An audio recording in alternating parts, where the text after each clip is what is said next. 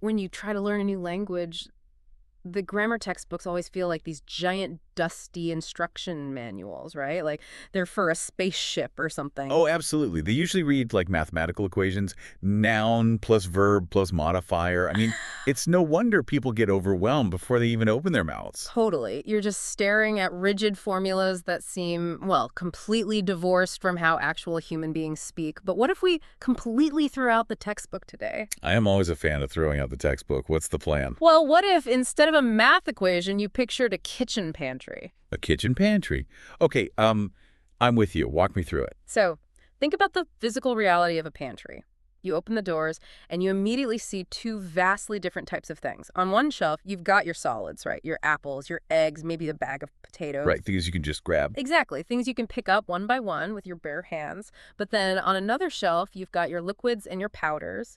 You've got a jug of water, a carton of milk, a massive bag of loose sugar. Yeah, that makes sense. And when you're cooking, you don't pause to consult a rule book about how to handle them. You instinctively grab a measuring cup for the sugar, but you just reach out and grab 3 apples. Because you literally cannot pick up a single isolated sugar with your bare hands. I mean, unless you have incredibly tiny fingers and like a ridiculous amount of patience. You right?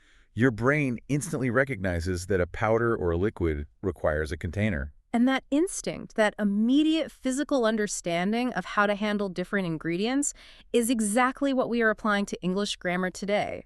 Welcome to the deep dive. I love this analogy already. Glad you like it. So we are taking a look at a set of sources specifically designed to decode English expressions of quantity for absolute beginners. We are talking about the words that dictate amounts. Words like much, many, some, any, a few, and a little. Which happen to be the exact words that make language learners want to pull their hair out. Oh, totally. When you just look at them on a flashcard, the rules dictating when to use much versus many seem completely arbitrary. They really do feel like a coin toss when you're first learning. But our mission today is to pull out the conversational cheat sheet hidden in these sources. Right. We want you, the person listening right now, to navigate how much and how many by relying on that pantry instinct. Exactly. Once you understand the physical reality of the words you're using, grabbing the right grammatical measuring cup just becomes second nature. But to get to that instinctual level, we have to look at the ingredients themselves. Before we can measure anything out, we have to understand the most fundamental divide in English vocabulary. The big split. Yeah, linguists call this the split between count nouns and non-count nouns. Let's lay the foundation here, because this is where the pantry analogy really takes off. What is the actual difference in how English treats a count noun versus a non-count noun? It really comes down to how the English language perceives physical boundaries. So count nouns are things that we can easily separate into individual distinct units.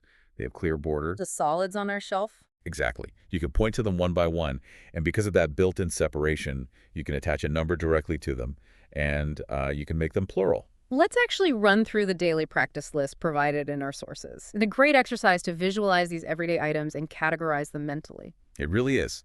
So for the countables, think about an apple or 2 apples, an egg or 4 eggs, books, chairs, cups. Girls, kilos, photos, tourists. Right. You can have 1 tourist asking for directions, or you can have 50 tourists standing in a plaza taking photos. You can walk up and tap each one on the shoulder. The separation is obvious. But then we cross the aisle to the non-count nouns. And the language treats these entirely differently because they lack those clear physical boundaries. They exist as a mass, a fluid, or just a broad, overarching concept. Like the liquids and powders. Yes. The source list includes things like water, sugar, milk, music, dishwashing liquid, butter, and help. Oh, and money. Wait, I have to stop you there. Anyone listening to this is probably yelling at their dashboard right now. I had a feeling you were going to catch that. Because there is one word on that non-count list that drives people crazy. Money. The source explicitly categorizes money as a non-count noun. But I check my bank account, I count my cash. I mean, I am counting money all the time. It's the ultimate trap for beginners, but it perfectly illustrates the deep logic of English grammar. Think about the physical act of counting your cash. When you pull out your wallet, what words are you actually saying out loud? I'm just counting the bills. But you never say, I have 1 money, 2 monies, 3 monies. Well, no, I'd say I have a $5 bill, or I have 20 euros, or I just have a pocket full of coins. Notice what you just did there. You counted the dollars, the euros, and the coins. Those specific words, dollar, euro, coin, are count nouns. They're the linguistic containers. Oh, wow. But the word money itself represents the abstract, unmeasurable concept of wealth. It is a mass noun. Oh, I see. It's exactly like the water. I can't just say, hand me 2 waters. I mean, unless I'm performing a miracle that physically doesn't make sense, I'm forced to use a container to measure the mass. Exactly. The logic dictates that you borrow a countable container to measure the uncountable mass. So you say 2 bottles of water, or 2 glasses of water. The bottles and glasses are countable, solid units. But the water inside remains an unmeasurable fluid. You got it. So whenever I'm dealing with a non-count noun, if I want to put a specific number on it, I have to hunt down its container first. Yes, exactly. Like if I'm baking, I can't ask for 3 butters. I have to ask for 3 sticks of butter or 3 pats of butter. You are putting the mass into a discrete bordered unit so your brain can count it. But let me push back on this a little bit, because language is always evolving, right? Take music, which is on the non-count list. Okay, sure. If I open Spotify, I can literally see my play count for a song. Doesn't technology change how we count these things? That's a fascinating edge case, actually. But even there, the rule holds firm. When you look at Spotify, you aren't counting musics. You are counting streams, or you're counting tracks or songs. Ah, Those are the modern digital containers. The music itself, the audio experience, is still treated by the language as a flowing mass. that completely shifts how you view everyday vocabulary. Okay, so we have our pantry sorted. We know how to recognize the distinct units and the fluid masses. Yep, the foundation is set. What happens when we want to express that we have a massive amount of something? Because the rules seem to change abruptly when we want to talk about extremes. They do, and this is where we run into the infamous pairing of much and many. If you want to talk about a large quantity, the language forces you to check whether you're pulling from the count shelf or the non-count shelf. Right. The overarching rule the sources give us is that much and many are primarily deployed in questions and negative sentences. So we use them when we are asking if a big amount exists, or we are stating outright that a big amount does not exist. Exactly. And the division between them is strict. Much pairs exclusively with our non-count nouns, the masses and liquids. For example, asking, how much money do you have? Or stating a negative, like, there isn't much milk left. You cannot separate the milk, so it gets much. And many takes the count nouns. Right. Many handles the individual units. How many people were at the party? Or, I didn't take many photos on vacation. People and photos have clear boundaries.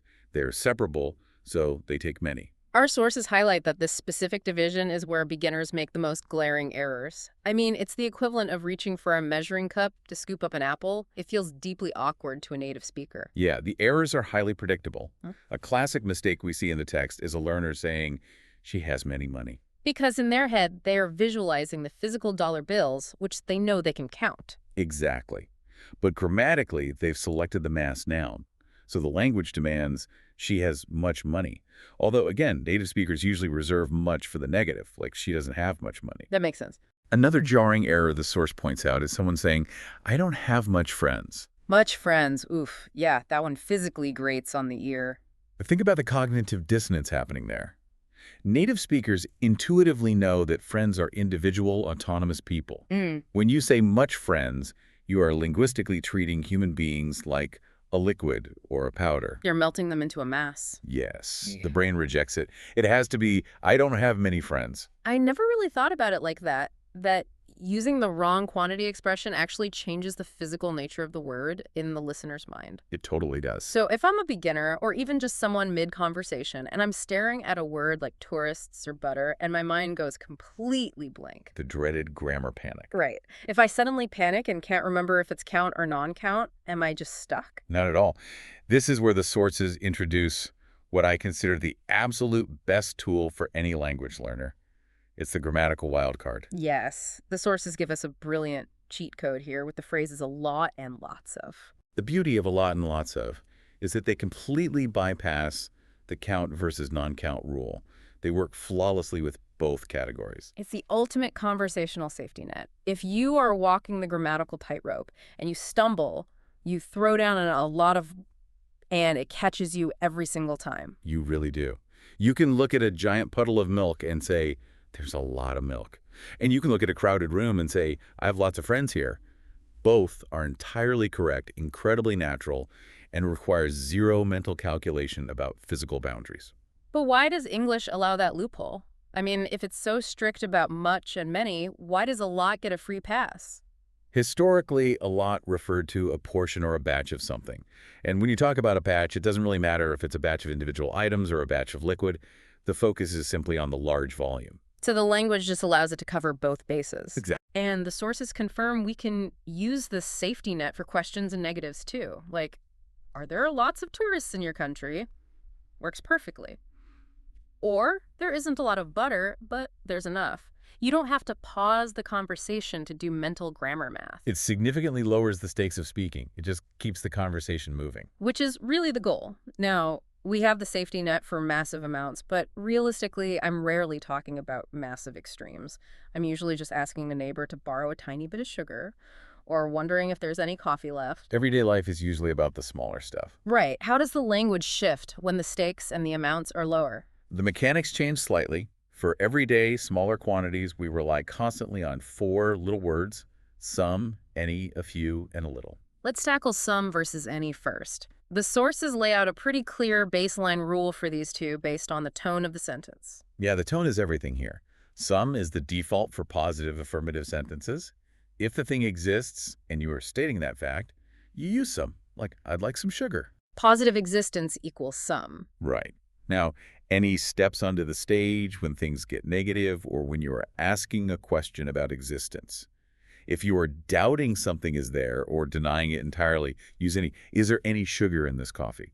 Or we don't have any dishwashing liquid. Okay.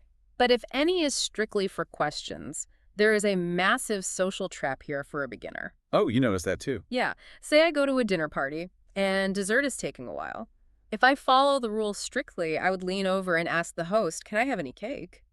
Because it's a question, right? And that is exactly where the rigid textbook rule shatters against the reality of human interaction. For offers and requests, English breaks its own rule. You must use some. So I have to ask, can I have some cake? Or would you like some soda? Yeah, because the grammar is actually doing social work here. Think about the psychology of a request. When you offer someone cake or you ask for a slice, you are anticipating a positive answer. You're assuming there is cake. Exactly. You are assuming the cake exists and that everyone is happy to share it. Using some injects that positive affirmative energy right into the question. That makes total sense. If I sit at a table and ask, is there any cake? The implication is that I doubt there's cake. I'm subtly telling the host I think their party is under-catered. It sounds super suspicious. It sounds almost accusatory. By using some, you maintain the polite fiction that the positive outcome is already guaranteed. So the polite exception is all about assuming the yes. Okay, what about when we want to get slightly more specific about having a small amount? That brings us to a few and a little. Both of these expressions mean some, but they emphasize that the quantity is small. To use them, we just have to march right back to our pantry shelves. Back to the solids and the liquids. You got it. A few is strictly for the count nouns, those solid items with clear borders. There are few eggs left, but not many. Or I have a few friends in New York. You can theoretically count the eggs and the friends. I could have put a number on them, but I'm choosing to keep it small and vague. Right. And a little is the equivalent tool for our non-count nouns. She needs a little sugar for the recipe, or can you give me a little help? You cannot count sugar, and you cannot isolate a single unit of help, so you use a little. A little help. That naturally leads into a crucial conversational tip from the sources. If your goal is to actually sound like a native speaker, the sources emphasize that English relies heavily on these approximate quantities. It's a massive leap from intermediate to advanced fluency. Beginners often try to be far too mathematically precise. They want to inventory everything. Like saying, I have exactly 3 friends coming over tonight, instead of just saying, I have a few friends coming over. Exactly. And why does the vague version sound so much more natural to you? Because conversation isn't an audit. When I hear someone say, I have exactly 3 friends coming over, it feels, I don't know, robotic. Very robotic. But when I use an approximation like a few or a little, I'm painting with watercolors instead of a sharp, hard pencil. The blurriness of a few friends actually makes the conversation flow better because it tells the listener they don't need to memorize the data. I'm just giving them the vibe of the evening. The watercolor analogy is perfect. When you say a few friends, you are focusing on the social meaning of the quantity, that it's a small, intimate, manageable group. The exact math doesn't matter to the story you're telling. By using approximations, you signal to the listener what they should actually care about. It's so liberating to realize that native fluency isn't about being perfectly precise. It's often about knowing how to be comfortably vague. The watercolor approach is what gives spoken English its rhythm. Looking at everything we've covered today, it's wild how much deeper this goes than just memorizing flashcards. We started by looking at how the language categorizes physical reality, sorting our words into distinct units we can count, and fluid masses that require containers. We saw how that physical reality forces us to choose between much and many, and how treating a person like a mass noun creates actual cognitive dissonance. Yeah, we found our ultimate safety net in a lot of letting us bypass the mental gymnastics entirely. We learned how grammar handles politeness, using some to assume a positive answer at a dinner party. And finally, we realized that putting down the sharp pencil and using the watercolors of a few and a little is the key to natural conversation. The ultimate takeaway from these sources isn't just a list of rules to pass a test. It's the realization that using expressions of quantity correctly is about aligning with how the language perceives the world. Right. When you stop doing math in your head and start feeling the physical difference between a countable object and an uncountable mass, the language stops being a textbook and starts becoming a part of you. It shifts from a formula to an instinct. But before we wrap up, there is one final provocative thought from the source material that I want to leave you with. We talked earlier about the non-count nouns, and there are two abstract concepts on that list that really stand out: music and help. Right? These aren't physical liquids like milk or water. They are human experiences. Exactly. Next time you are in a conversation, pay attention to the abstract concepts you are using and ask yourself this: how did the English language decide which parts of the human experience get to be neatly divided into countable pieces and which ones are just an infinite, unmeasurable mass? That is a fascinating question. For instance, we can count ideas one by one. I have one idea, you have two ideas. We can put them in distinct boxes. But help is treated as a vast, uncountable ocean. You can only ever ask for a little help. Or think about knowledge. You can have a lot of facts, countable, distinct units of data. But knowledge itself is an uncountable mass. It just flows. It completely changes how you view the vocabulary you use every day. Why do we slice some parts of our minds into little countable units while leaving others as boundless, infinite concepts? It reveals that grammar isn't just a set of arbitrary rules. It's a reflection of how a culture organizes reality. Exactly. The rules are the architecture of our thoughts. So the next time you open your grammatical pantry, remember that you aren't just choosing between a measuring cup and your bare hands. You are navigating the very way we measure and understand the human experience. Keep listening, keep questioning, and we'll catch you on the next deep dive.